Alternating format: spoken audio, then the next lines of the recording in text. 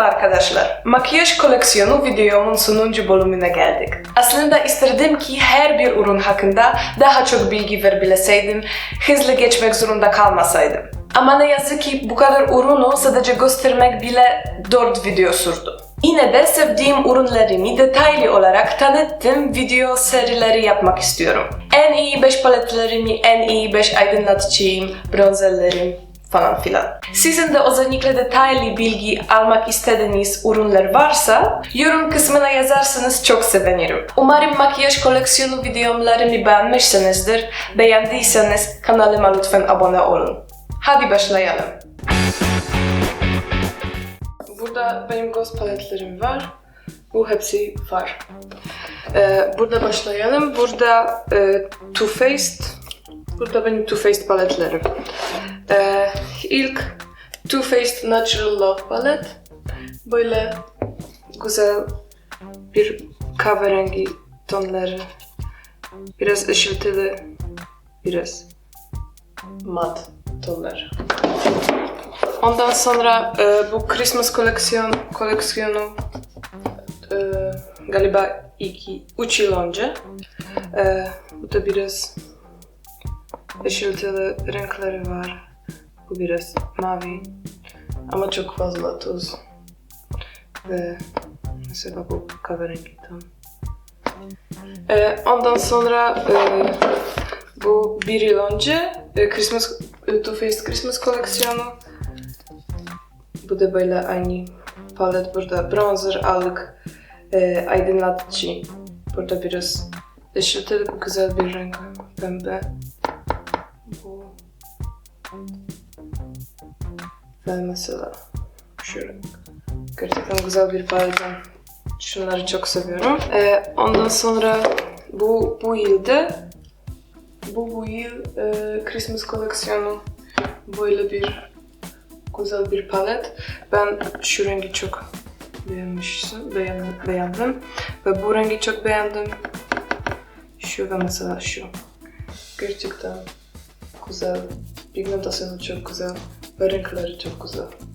Ondan sonra bu yıl Christmas koleksiyonu böyle 3 tane paletleri var.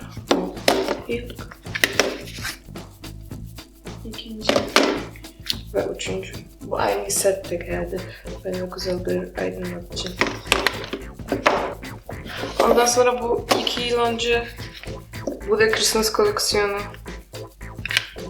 Bu da 3 paletleri var. Böyle kahverengi. Ondan sonra bu normal standart Too Faced koleksiyonu. Bu Too Faced Chocolate Bar palet. Bu ilk palet gerçekten güzel. Ben çok beğendim, çok kullandım, görebiliyorsunuz. Gerçekten güzel bir aydınlatıcı. Ondan sonra bu yılda çıktı Too Faced Chocolate Gold palet. Gerçekten güzel bir ama bu işte metalik renkleri böyle pırıntılı. Gerçekten güzel. Pigmentasyonu çok yüksek böyle. Ondan sonra bu Too Faced Semi Sweet Chocolate Bar palet. Bu o kadar güzel değil ama mesela şu renk çok seviyorum. Bu da çok sevdim. Peanut Butter renk. Gerçekten çok güzel kahverengi. Kriz için renk gerçekten güzel ve Butter Pelican. Gerçekten güzel bir aydınlat. Ondan sonra Too Faced Chocolate Bonbon palet. Bu da çok güzel, bu da güzel aydınlatıcı. Çok seviyorum. Bu bordo renk ve mocha ve bu molasses chip. Gerçekten güzel renkleri. Benim için çok güzel. Ondan sonra bu benim en sevdiğim Too Faced palet, Sweet Peach palet. Gerçekten bu rüya gibi palet. Bu kahverengi tonları. Gerçekten bronz tonları. Bu mesela bu biraz pembe. Bu göz kapağı için gerçekten güzel bir palet. Ondan sonra bu Too Faced White Chocolate Bar palet. Bu çok açık renkler. Ama bu da güzel. Böyle pastel renkleri.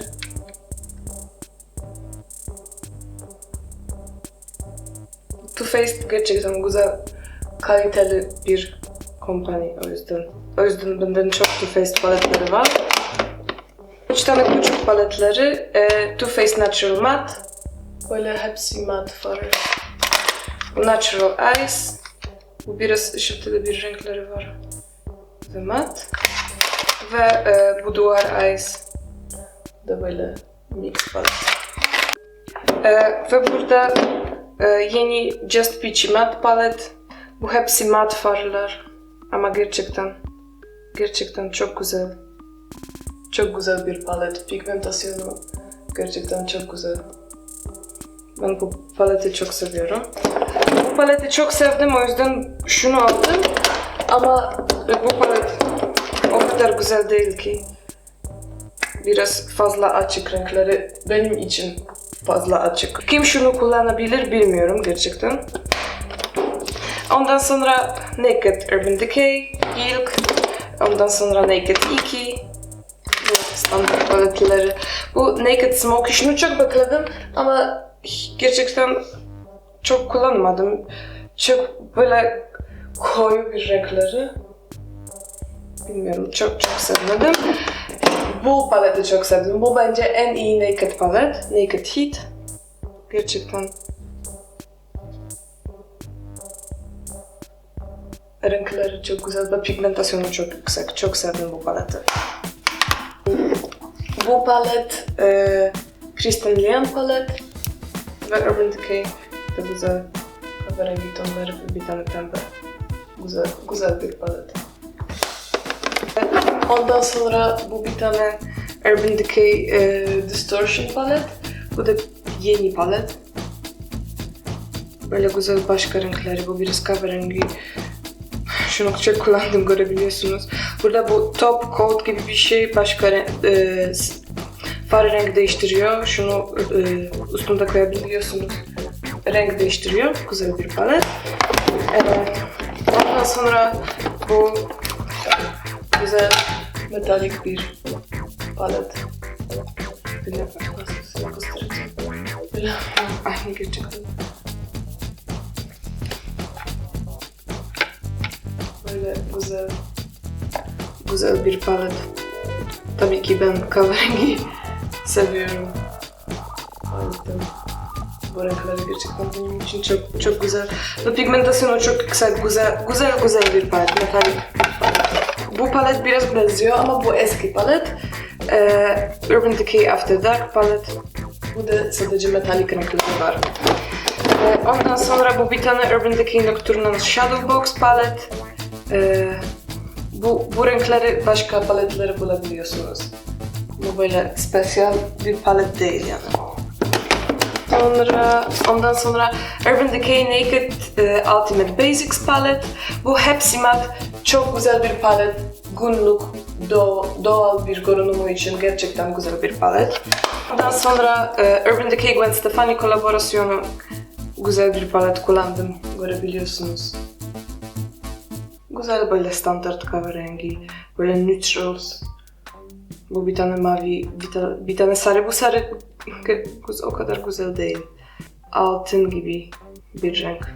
Benim ilk Anastasia Beverly Hills paleti Modern Renaissance çok güzel. Çok sevdim. Görebiliyorsunuz ne kadar kullandım. Gerçekten bu kırmızı renkleri gerçekten güzel bir palet. Ondan sonra Subculture palet. Bu palet o kadar kolay değil, gerçekten biraz zor. Benim için blending biraz zor oluyor ama renkleri gerçekten farklı. Gerçekten güzel. Bu pembe mesela. Bu kahverengi fudge yoksa bu sarı renk. Gerçekten güzel bir palet ama biraz zor. Anastasia Beverly Hills Prism palet. Bu Tron rengi gerçekten çok seviyorum. Bu Sphinx mesela. Yoksa bu Saturn. Gerçekten. Yoksa bu Sphere. Çok farklı renkleri ve güzel. Gerçekten bu yeşil, mavi gibi metalik, ışıltılı bir far gerçekten seviyorum. Ondan sonra yeni Soft Glam. Çok sevdim. Böyle güzel kahverengi bir palet. Doğal, kolay. Çok güzel bir palet. Ondan sonra Huda Beauty Textured Bronze Gold Edition. Bu böyle bir palet. Bu mat renkleri çok seviyorum ama bu biraz metalik gibi bir şey ama zor oluyor göz için. Parmakta çok güzel gösteriyor ama göz kapağında biraz zor bir palet. Ondan sonra bir tane daha Huda Beauty Desert Dusk palet. Bu da güzel bir palet. Burada mesela bu renki bu glitter primer'sız kullanıyorum çünkü gerçekten çok toz yapıyor göz altında. Ama bu mat renkleri, bu böyle farklı renkleri gerçekten güzel bir palet. Benim için biraz koyu renkleri ama mesela gece için güzel makyaj yapabiliyorsunuz.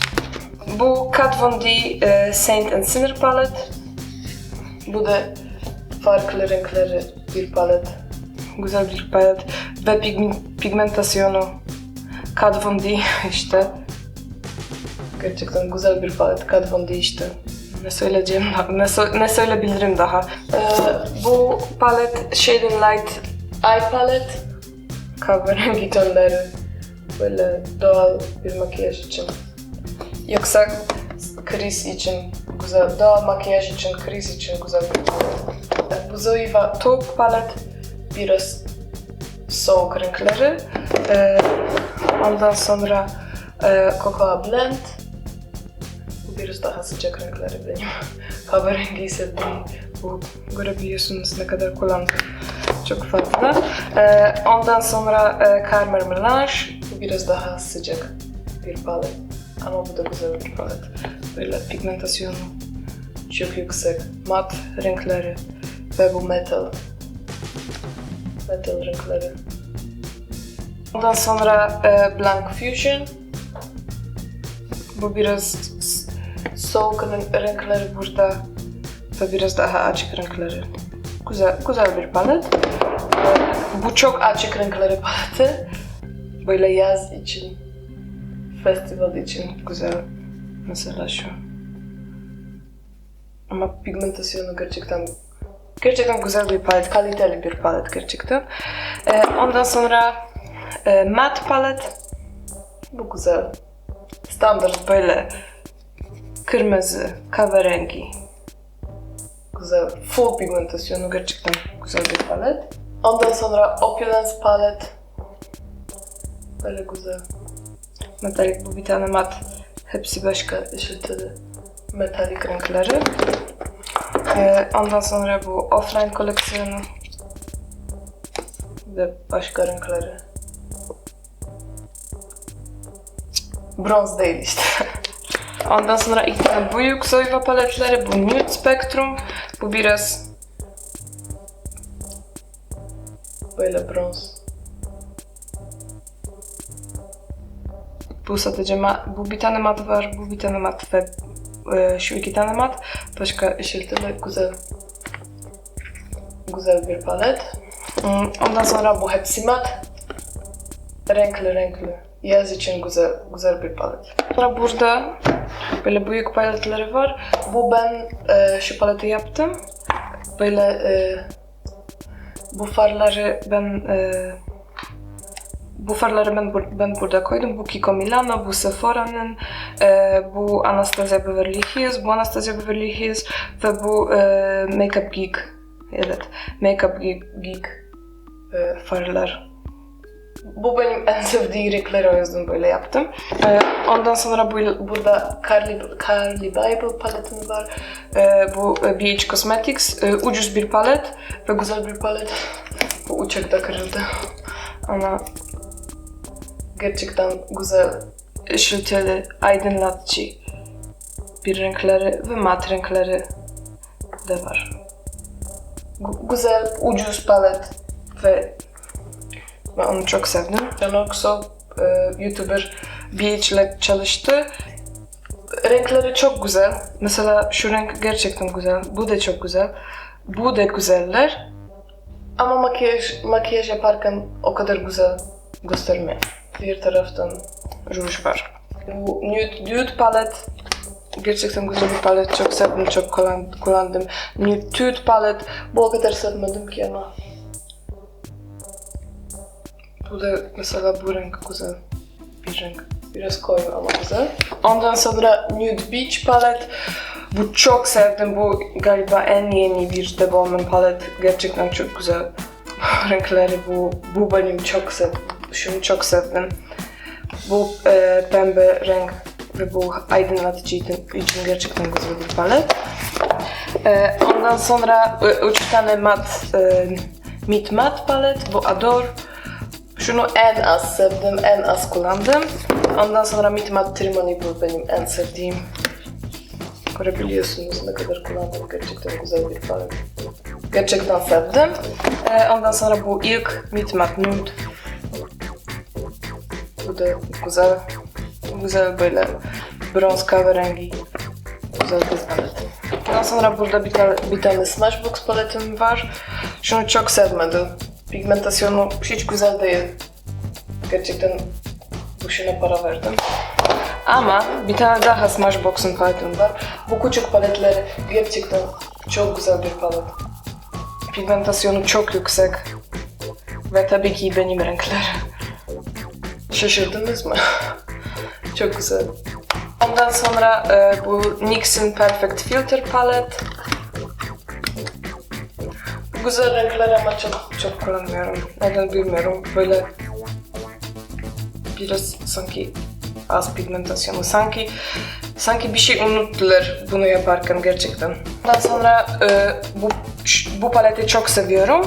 NYX Ultimate Shadow Palette. Gerçekten ne gerekiyorsa burada var. Güzel bir palet. Doğal bir makyaj için.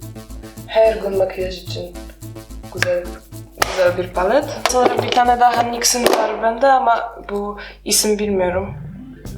Belki NYX'in dükkanda hala var. Ondan sonra bu Hande'cim benim kardeşim bana aldı. Vintage Effect Filter Sephora palet. Tabii ki benim renkleri, benim kardeşim beni çok iyi biliyor. Güzel bir palet. Ondan sonra bu Lollipops, bu galiba sadece Fransa'da var ve Belçika'da var. Bu marka. Pigmentasyonu çok az var bu palette. Güzel değil. Ondan sonra bu çok ucuz, çok güzel bir palet. Wet n Wild Comfort Zone palet. Bu renk çok kullandım, çok seviyorum. Böyle iki rengi var. Bir tane böyle kahverengi var ve bu mavi rengi var. Ama göz kıyarken yoksa böyle yaparken gerçekten bu bronz kahverengi renk çıkıyor. Gerçekten güzel bir renk. bu palet sadece bu renk için çok seviyorum. Bu yeni Narcissist palet var. Gerçekten çok güzel. Biraz pahalı bir palet ama kaliteli. Gerçekten. Mesela şu renk çok seviyorum. Gerçekten güzel bir palet. Bu Christmas koleksiyonu benim babam bunu bana aldı.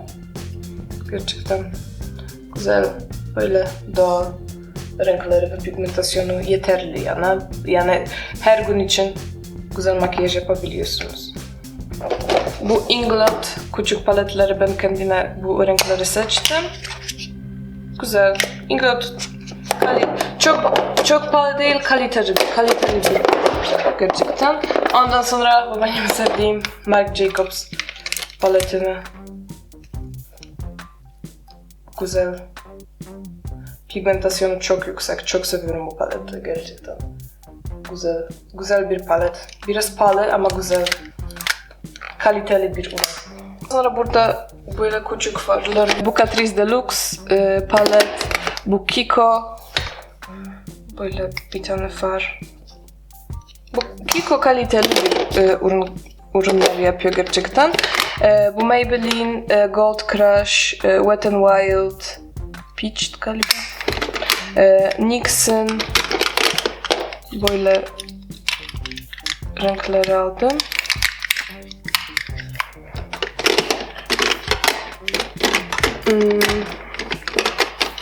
Burada bir tane daha NYX'in Baked Shadow var. Burada Maybelline renkleri ve 2 tane daha Kiko.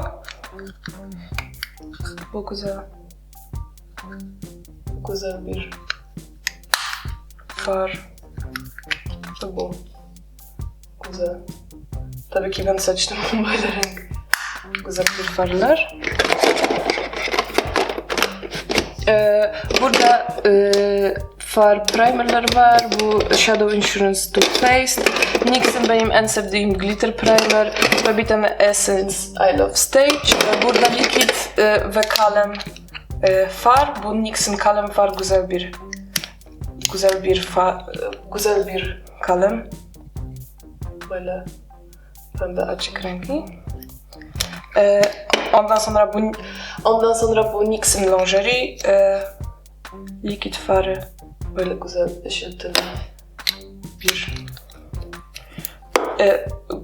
ışıltılı bir renk. Ondan sonra bu kırmızı, bu da NYX lingerie. Güzel başka biraz daha koyu rengi.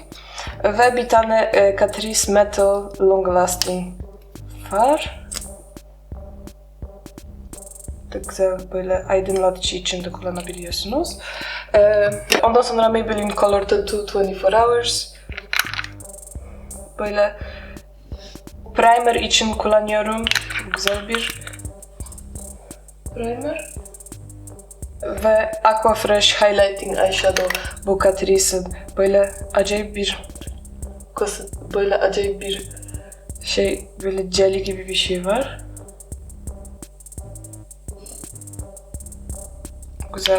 Güzel bir far.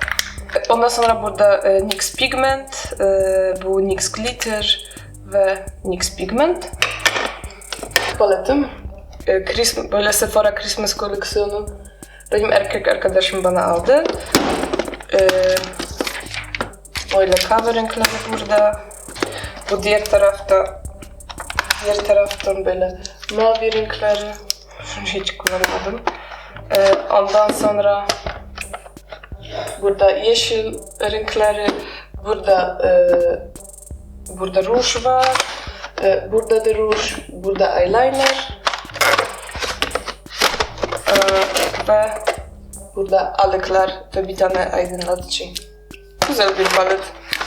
Çok sevmişim. Benim erkek arkadaşım bana aldı. Hala burada duruyor. Kullanmıyorum ama burada duracak. Makyaj koleksiyonumun sonuna geldik. Ben yeni bir ürün aldım da genelde Instagram'da paylaşıyorum.